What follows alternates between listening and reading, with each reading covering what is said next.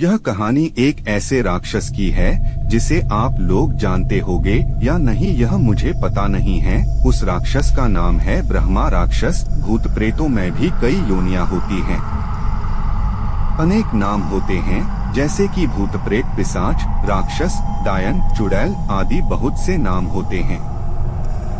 तो दोस्तों, मैं आपका समय बर्बाद न करते हुए अपनी कहानी पर आता हूँ। हमारे गांव में एक ब्राह्मण रहते हैं जिनका नाम है नत्थी लाल। लोग उन्हें शर्मा जी कहकर बुलाते हैं। उनके घर से कुछ दूर खेत था। उस खेत पर एक बहुत बड़ा पीपल खड़ा था। वह पीपल बहुत पुराना था।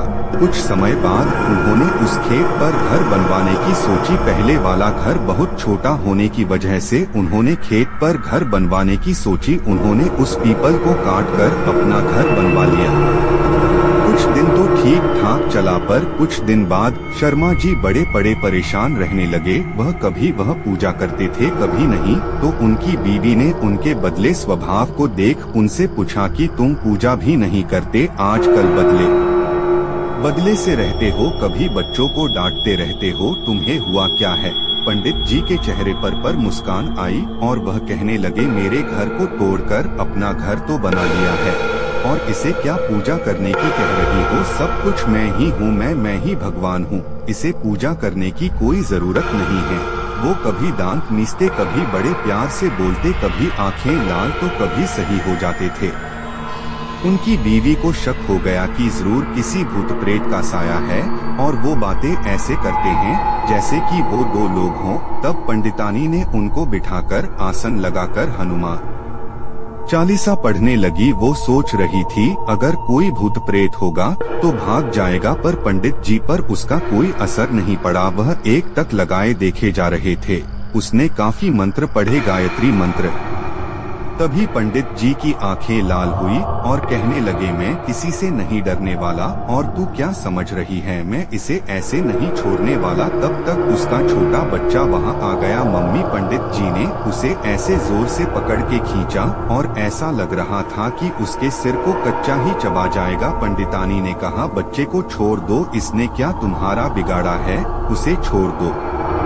पंडितानी ने विनती की, बड़े नम्र भाव से कहा कि उसे छोड़ दो। तो उसने उस बच्चे को छोड़ दिया और कहा कि मैंने तुम्हारे इस नम्र भाव की वजह से इसे भी छोड़ रखा है, नहीं तो मैं इसे कब का मार चुका होता। उसने फिर पूछा, तुम कौन हो और मेरे पति को तुमने क्यों बस में कर रखा है?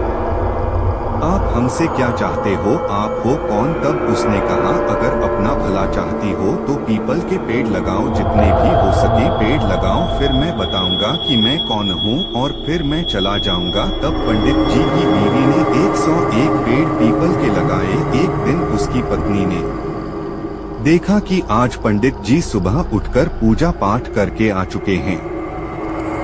तब पंडितानी से पंडित जी बोले, मैं तुम्हारे पति को आज छोड़ के जा रहा हूँ, तुम सदा सुखी रहो, तुम्हारे आचार विचार बहुत अच्छे हैं। मैं ब्रह्मा राक्षस हूँ, वैसे मैं किसी को नहीं छोड़ता और नहीं किसी से डरता हूँ। मैं ब्रह्मा राक्षस हूँ, ब्रह्म राक्षस। हाँ, तुम्हारे पति ने मेरे पीपल को काट दिया था जिस पर मैं हजारों सालों से रह रहा था।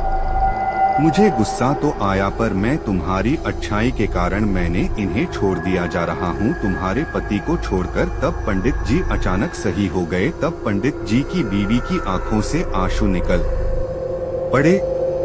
तो दोस्तों, अगर बुरे के साथ अगर तुम अच्छा करोगे हो तो एक दिन वह भी अच्छा हो जाता है।